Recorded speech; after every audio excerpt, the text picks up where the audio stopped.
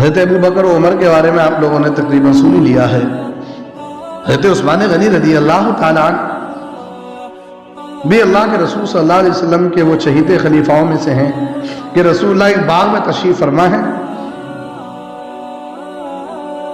تو کسی کے دروازہ پر دستک دی باغ میں اندر داخل ہونے کے لیے.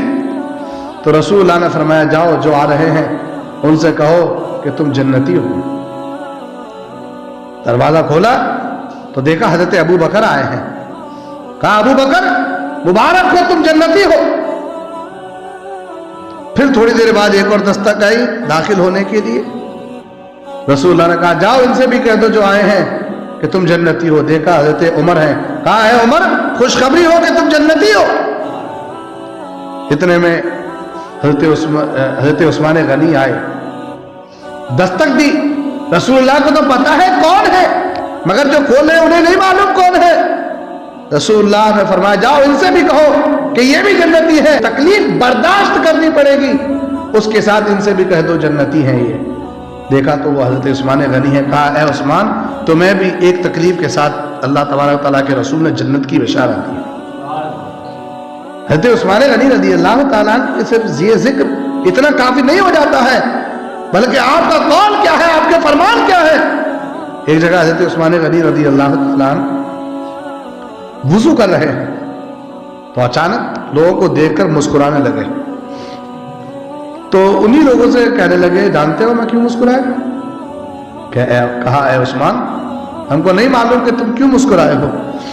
حضرت عثمان غنی رضی اللہ تعالیٰ عنہ نے کہا کہ اسی مقام پر ایک ایک لفظ کو غور سے سننا ہے اور اس پر عمل کی نیت بھی کرنی ہے.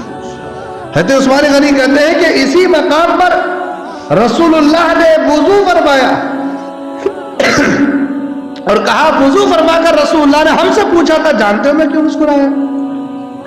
یعنی کہ رسول اللہ نے وضو کیا تو حضرت عثمان غنی نے بھی وضو کیا. رسول اللہ نے سوال کیا جانتے ہو میں کیوں مسکرایا تو وہی سوال حضرت عثمان غنی نے بھی کیا جانتے ہو میں کیوں مسکرایا. یعنی کہ یہ بتانا چاہ رہے ہیں کہ صحابہ کرام علیہم الرضوان کے طریقے پر چلنے کو رسول اللہ نے جو حکم دیا ہے وہ اسی لیے دیا ہے کہ وہ رسول اللہ کے حکم پر عمل کرنے والے لوگ ہیں. تو حضرت عثمان غنی نے کہا جب رسول اللہ نے ہم سے پوچھا جانتے ہو میں کیوں مسکرایا تو کہا واللہ اعلم ورسولہ یا رسول اللہ آپ جانے آپ کا خدا جانے آپ کیوں مسکرائے.